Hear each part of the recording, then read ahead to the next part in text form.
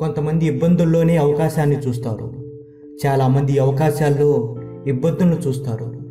అదే success అయ్యేవారికి fail అయ్యేవారికి మధ్య ఉన్న తేడా. జీవితంలో నిలబడక తప్పదు. చిన్నప్పుడు దేన్నైనా పట్టుకుని, పెద్దయ్యాక దేన్నైనా తట్టుకుని. నీ చర్మం కాగితమేం కాదు, కత్తితో ముక్కల ముక్కలుగా కోసుకోవడానికి. నీ శరీరం ఎండు కర్ర కాదు, కిరోసిన్ పోసుకుని తగలపెట్టుకోవడానికి.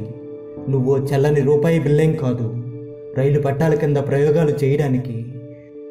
నీ జీవితమేం సినిమా కాదు, నీ అంతట నువ్వే ది ఎండ్ కార్డ్ వేసుకోవడానికి. ఈ ప్రపంచంలో నువ్వు అద్భుతమైన వ్యక్తివి. నీకంటే గొప్పవాళ్ళు ఉండవచ్చు, నీకంటే సామాన్యులు ఉండవచ్చు, కానీ అచ్చంగా నీలాంటి వాడివి మాత్రం నువ్వొక్కడివే ఈ లోకంలో. మట్టితో పోరాడితేనే ఒక విత్తనం మొక్కగా ఎదగగలదు.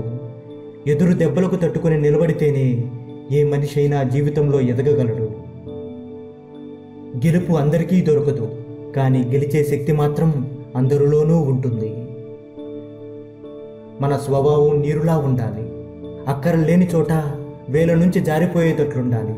అవసరమైన చోట యుద్ధ నౌకనైనా నిలబెట్టేటట్లు ఉండాలి. మన జీవితంలో ఎప్పుడూ 3 రకాల వ్యక్తులను గుర్తుంచుకోవాలి. నిన్ను కష్టాల నుండి రక్షించిన వారిని, నిన్ను కష్టాల్లో ఉన్నప్పుడు వదిలేసిన వారిని, నిన్ను కష్టాల్లోకి నెట్టిన వారిని.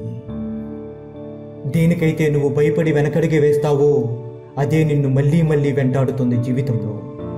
ఒక్కసారి దానికి ఎదురెళ్ళి చూడు, ఆ భయమే నీకు భయపడుతుంది.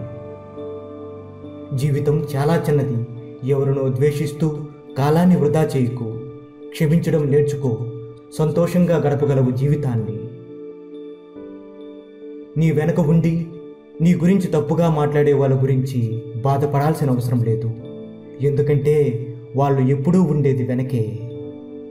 సముద్రంలో కురిసిన వర్షం, కడుపు నిండిన వాడికి పెట్టిన అన్నం, ధనవంతుడికి బహుమానం, పగటిపూట వెలుగుతున్న దీపం, ప్రేమ లేని బంధం, హద్దుల్లేని స్నేహం ఎప్పటికీ వ్యర్థం. గుర్తుంచుకో. సూర్యుడు అస్తమించకుండా ఈరోజు ఇలాగే ఉంటే బాగున్ను అనుకోవడం ఎంత మూర్ఖత్వమో, జీవితంలో కష్టాలు రాకుండా ఉంటే బాగున్ను అనుకోవడం కూడా అంతే మూర్ఖత్వం అవుతుంది. గుర్తుంచుకో. నువ్వు గొప్పవాడివి కాకపోయినా నువ్వు చేసే పని గొప్పది అయితే ఆ పని నిన్ను ప్రపంచంలో గొప్పవాడిగా నిలబెడుతుంది. ధైర్యంతో ఉన్నవాడు దారి వెతుకుతాడు, ధైర్యం లేనోడు లాజిక్ వెతుకుతాడు. వినే ఓపిక లేనివాడు ఎప్పటికీ అజ్ఞానిగానే మిగిలిపోతాడు. చెప్పే ధైర్యం లేనివాడు ఎప్పటికీ పెరిగివాడిగానే ఉండిపోతాడు. ఎవరెంత చనువిచ్చినా నువ్వు నీ హద్దుల్లోనే ఉండు. ఎందుకంటే కెరటాలు తీరాన్ని తాకితే వినోదం, దాటితే కలిగేది విధ్వంసమే.